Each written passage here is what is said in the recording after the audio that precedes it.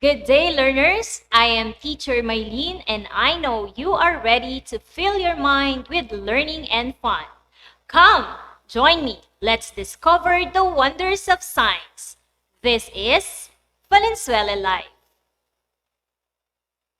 At the end of our discussion, you are expected to attain the following objectives. Number 1, describe the Earth's lithosphere. 2, differentiate continental and oceanic crust. Third, infer that Earth's lithosphere is divided into plates. And last, identify the major lithospheric plates of the Earth. Now let's start by observing the picture of a hard-boiled egg and the cross-section of the Earth. What do you think are their similarities? You are right. We can observe that both the boiled egg and Earth is divided into different layers with different characteristics. Can you identify the layers of hard-boiled egg? Great! Hard-boiled egg has an outer shell, egg white, and egg yolk at the center. Similar with hard-boiled egg, the Earth also has different layers. The layers of the Earth can be categorized into two manners, either by the chemical compositions, these are the compositional layers of the Earth, or by the physical properties, which includes temperature, strength, density, and we call them the mechanical layers. Perhaps the most common and discussed cited layers are the compositional layers. Can you name the compositional layers of the Earth? You are correct.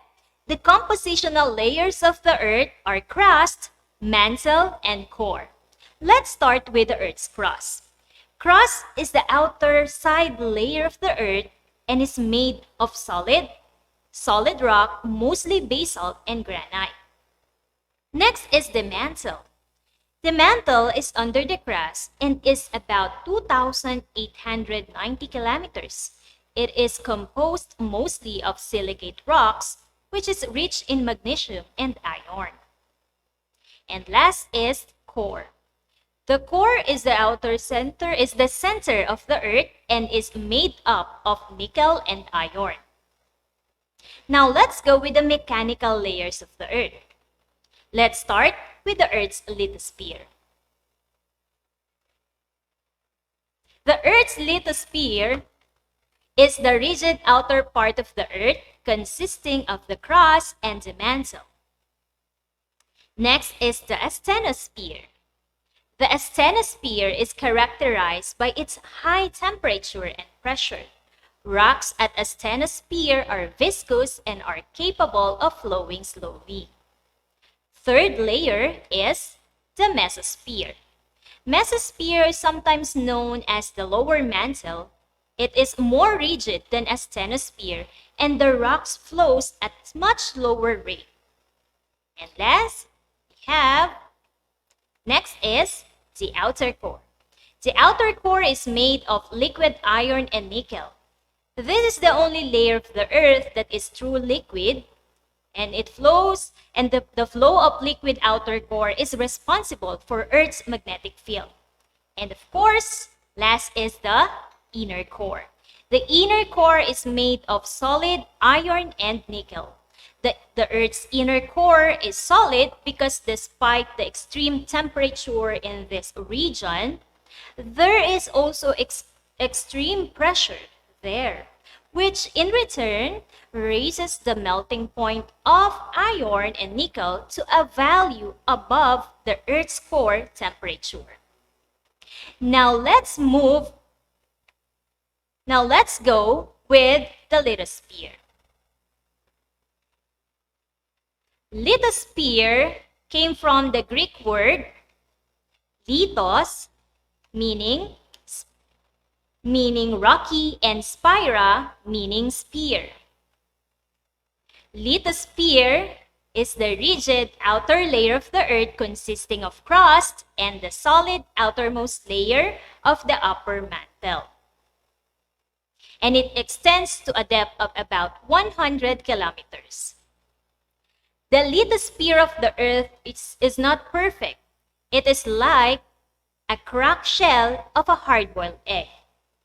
Lithosphere is broken into sections called the plates.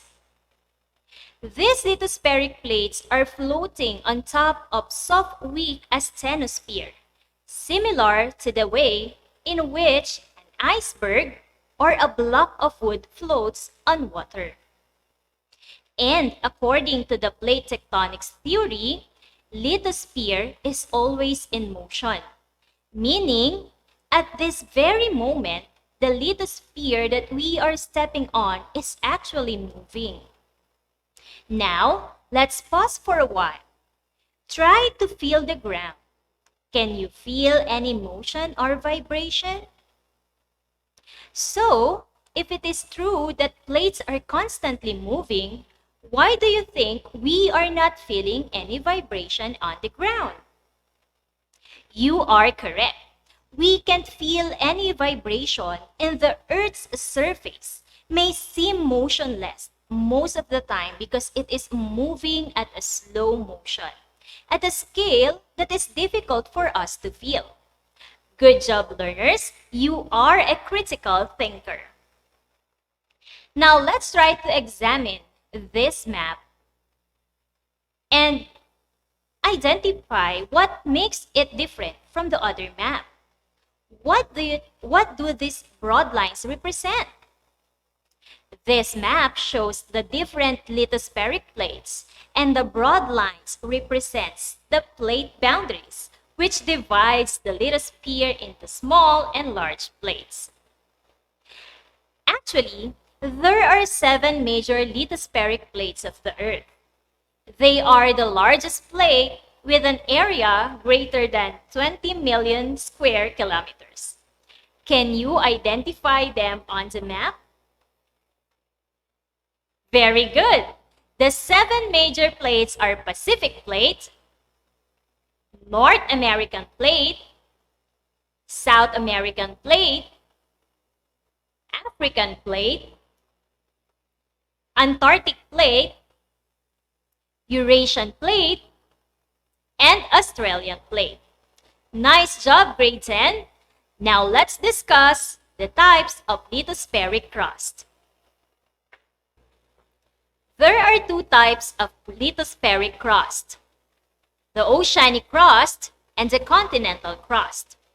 Oceanic crust is located under the ocean, and the continental lithosphere or continental crust is located at the continents where we live, including mountains, volcanoes, valleys, and other geologic features found at the continents. Now let's try to differentiate oceanic and continental crust. Look at the diagram. Which type of crust is thicker? You are correct. Continental crust is thicker than oceanic crust. Although oceanic crust is thinner, it is denser than the continental crust. Oceanic crust is denser because it is mostly made up of denser rock called basalt, with a density of 3.0 grams cubic centimeter, while the continental crust is made up of a less denser rock called granite. Granite has a density of 2.7 grams per cubic centimeter. Oceanic crust is abundant in silicate and magnesium. Geologists often call this as sima, while the most abundant minerals in continental crust are silicate and aluminum, and is often called as Cl. At this point of our discussion, let's have a short game. This game is called Fun React. You are going to hit the heart react if the statement is correct, and click haha if the statement is wrong. Are you ready? Great! So let's begin Fun React. Question number 1, or statement number 1. Lithosphere is the outermost layer of the Earth and is made up of crust and upper mantle. Click heart or haha. Go!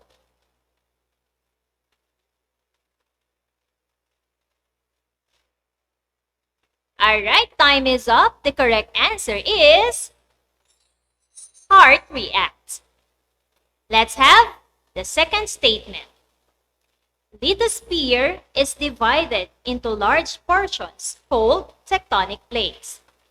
Is it heart or haha? Click your answer. Go!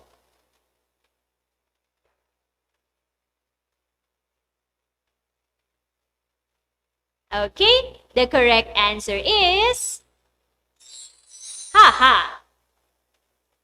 Next, oceanic crust is thicker compared with continental crust. Is it hard or haha? Click your answer. Go!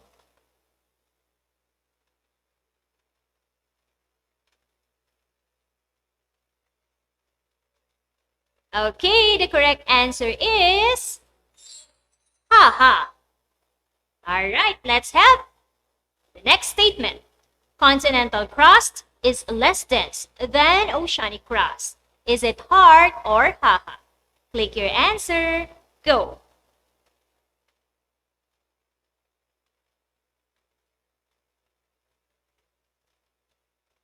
Time is up. The correct answer is hard react. Next, oceanic crust is mostly made up of granite rocks. Is it hard or haha? Click your answer. Go!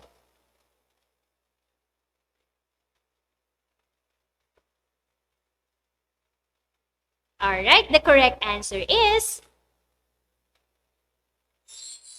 haha.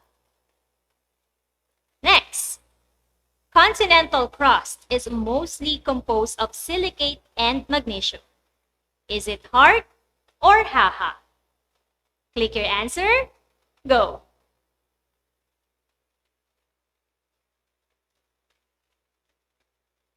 Alright, time is up. The correct answer is haha. Wow, great job, learners! You were able to answer the questions correctly. Now, at this moment, you are free to write your questions on the comment section, and the teacher moderator will choose 3 questions that I will try to answer. You have 30 seconds to key in your question on the comment section.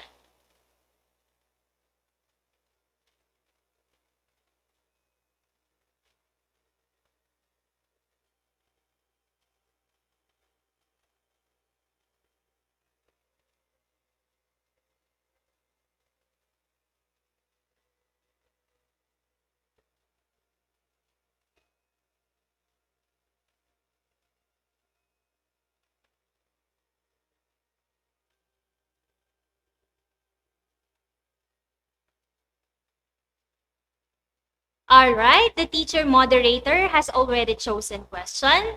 Let me read question number 1 from my San National High School. How fast do plates move? Well, according to studies, plates move at a rate of 1 to 2 inches or 3 to 5 centimeters per year. Next, let's have the second question from Malanday National High School. Why is continental crust less dense than oceanic crust? Okay, so the density of crust is affected by the type of rock present in it. Continental crust is less dense because it is mostly made up of granite, which is less dense than the basalt rocks found in oceanic crust. Third question. Thus, the movement of plates causes earthquake? The answer is yes. Movement of plate causes the occurrence of earthquake And this movement of plate is called tectonics. All right, I hope I have answered your questions. And for those questions that were not chosen, it will be entertained by your subject teacher on the follow-up discussion tomorrow. That's the end of our discussion today, but definitely not the end of your science learning journey. This is Mom Maylene. Thank you for watching and see you again.